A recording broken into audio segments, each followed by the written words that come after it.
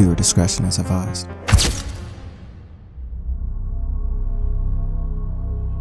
On a warm day in April, Oscar and Carla were in their living room watching TV together. They were trying to relax because the night before, the neighbors just wouldn't stop shouting at each other. And they didn't want to get involved by going over there and telling them to keep it down, so they just tried their best to ignore it. But a few hours later, the screaming started up again. Carla suggested that maybe they should call the cops. I guess she had a bad feeling. But then out of nowhere, the shouting just stopped. Completely.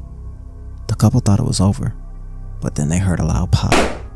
And another pop. Fearing the worst, Oscar and Carla went to go check on their neighbors. He knocks on the door, but it just swings open. He calls out, but nobody responds. They head upstairs, still continuing to call out. But as they get halfway up the stairs, he realizes the situation could be dangerous. So he tells Carla to wait by the door, just in case they need a run. He continues up the steps, and when he gets to the top, what he saw was terrible. He just instinctively rushed in and screamed down, telling Carla to call 911. He's been shot.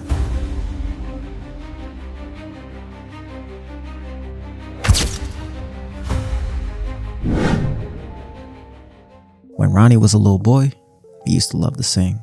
It was the only thing keeping him from jumping off a cliff. His father was so abusive to him, and his mother.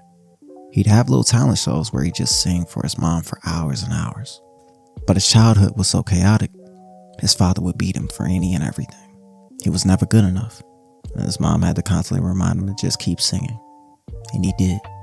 And he was one of the best the world had ever seen. He took the music world by storm, making hit after hit. The world loved him. America loved him. But with so much fame and success, it was hard for Ronnie not to give in to temptation. His favorite was the nose candy. And I guess it's the age-old saying, money can't buy happiness. No matter what Ronnie did, no matter how great he became, he was always going to be a broken man. And broken people do broken things, think broken thoughts. Now you mix that with some coke, it is virtually impossible for anybody to think clearly. You might see things, hear things, even feel things that simply aren't there. Ronnie was convinced that somebody was out to get him, and he was taking no chances. Every show he did, he had on a bulletproof vest. And back at home, he had emergency surveillance cameras installed in his front yard. After a while, his addiction got worse. And with all the money in the world, he had an unlimited supply. And since he had all the money in the world, his spending habits got out of control. He bought a Rolls Royce, a couple houses, a house in Jamaica, and he didn't even go to Jamaica. It seemed that money didn't mean much to him, at all. Or maybe he was just trying to find a way to escape. And spending money was just his way to cope. It's 1963. Ronnie just turned 24, and on top of that, he just got married to a woman named Anna, who's 17 years older than him. Bizarre to say the least. But the kid is in love, and she actually helped him write a few songs, so the marriage seemed pretty promising. But knowing Ronnie, he'd find a way to sabotage his own success. But even with that being the case, he was still an absolute rock star.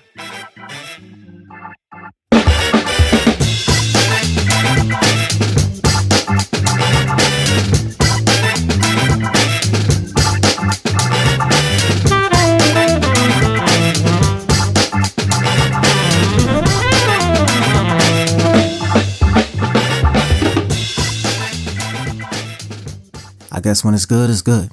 But when it's bad, it's really bad. And over the course of a 17-year-long marriage, Ronnie struggled with his addiction and to stay faithful to his wife. They would eventually get divorced, and this would be a huge financial strain on him, seeing as the court would order him to pay over $600,000 in alimony to his ex-wife. And for you to truly understand how much money that actually was at the time, in 2025, that would equate to $2.9 million. And we already talked about Ronnie's spending habits, so he actually didn't even have that kind of money. So the court settled on him paying her in royalties from his next album. Royalties are just payments made to an artist. He would remarry later that same year.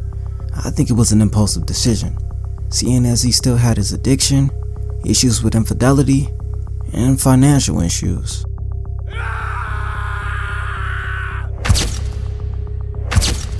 The marriage would only last 4 years, ending in divorce, and the court ordered him to pay even more money to his second wife. Around the same time, he would flee to Europe in an effort to try to avoid tax issues. And his house in LA got seized due to failure to make payments. Some say it was so bad that he was living inside a van in Hawaii. But as they say, the show must go on. But he just wasn't the same. Not the singing, more so the commitment. One of the shows he just flat out didn't even show up. And in the newspaper, the message he sent just said I was too tired. With all the hate he was getting, he decided to flee the country. He went to Belgium. And while he was there, he was visited by a man. And on that visit, that man would say something that would put Ronnie on top of the world all over again. He would drop his new album. It was called Sexual Healing. And it won him 2 Grammys. And if you don't know, that's a really big deal. And once again, he took the world by storm. But he just couldn't shake his addiction. As great as he was still his own worst enemy.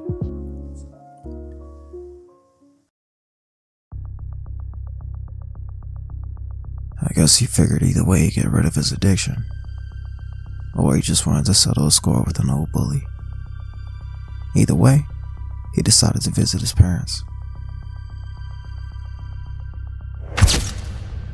His plan was to have his mom pray for him, thus having the Lord heal his body. But at the same time, he had this other plan. But you can't get into heaven if you... So he thought of another way. A plan. A plan that would do multiple things.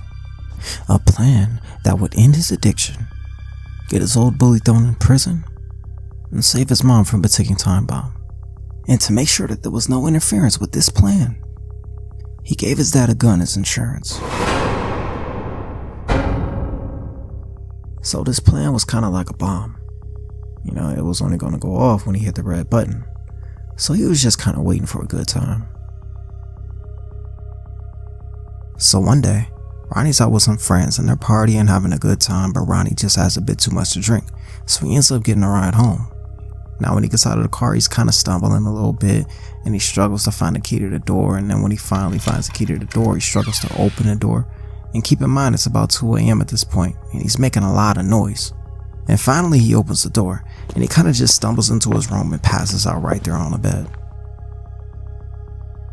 The next morning he's woken up to a blonde figure of a woman offering him breakfast. This was his sister-in-law. And she noticed that Ronnie was kind of out of it, so she just left it on the counter. A few hours later, Ronnie wakes up and sees that there's magical breakfast on his counter and he just starts eating it. He doesn't care who made it, where it came from, he was just happy to stay in bed a few more minutes. Now on the other side of the house, there's a man named Robert, Ronnie's dad, and he's not too happy.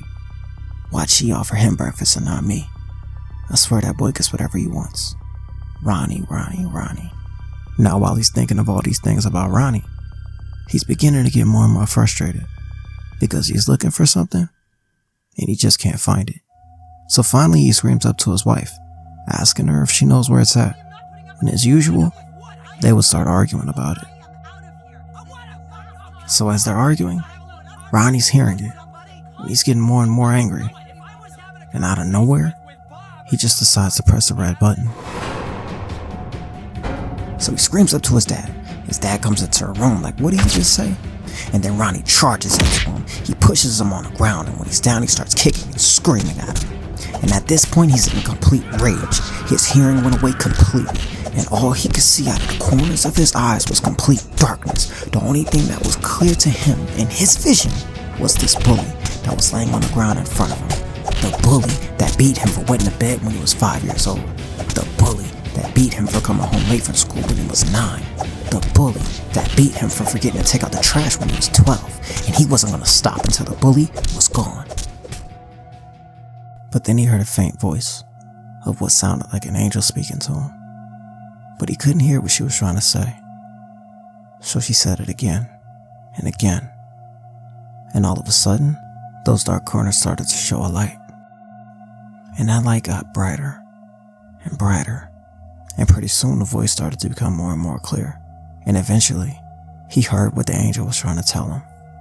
She's saying, please stop. So he did. He lets his bully stand up and walk away. But Ronnie had already pressed the red button, so the bomb was going to explode any minute. A few minutes later, the door opens again, and it's his father. But this time, he has a gun in his hand. He just raises it up and fires. When he finished shooting, he calmly walked back to his bedroom and began waiting to be arrested. Now, when his mom heard her son get shot, she immediately ran away, trying to find somebody to help. And that's when she ran into Oscar and Carla.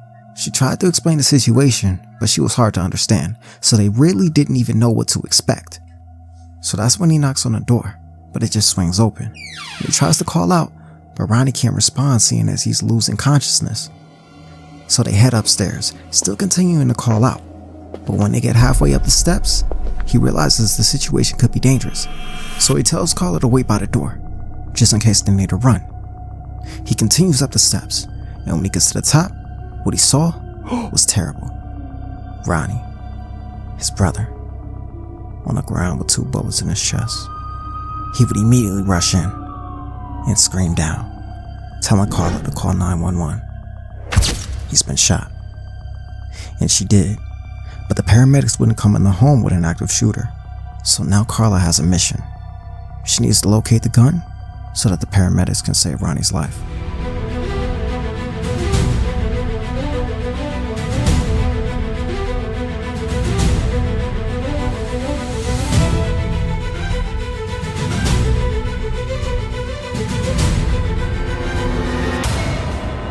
She checks one room, nothing. She checks another room, nothing. And then she finally opens the door to the last room. Robert, just standing there, as stiff as stone. She asks him where's the gun, and he just looks up and says, "What gun?" And then she realizes that she's wasting time, so she opens up drawer after drawer. She searches under the bed, and to no avail. And then finally, she just reaches underneath the pillow and she feels it.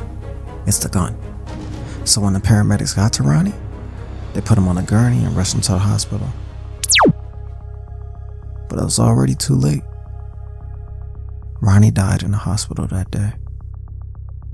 But, allegedly, this is what Ronnie wanted. Actually, no. This isn't what Ronnie wanted. This is what a man by the name of Marvin Gaye wanted. Yeah, Marvin Gaye. A man that was a musical genius.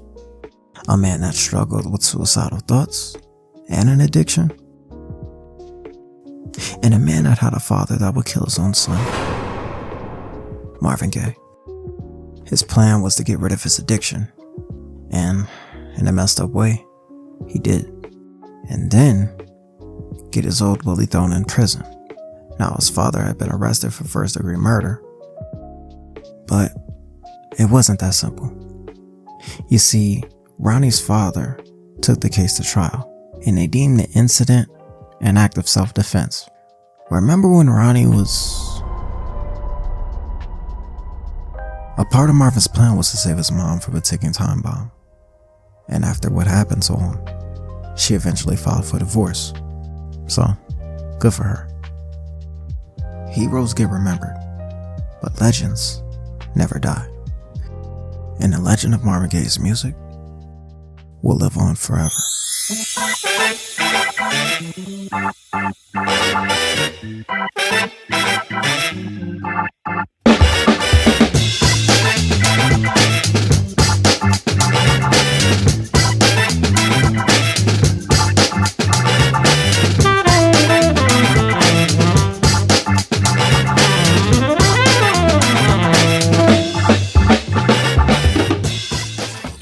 Well, I hope you enjoyed. I'll be trying to make more soon. But for now, I'm out.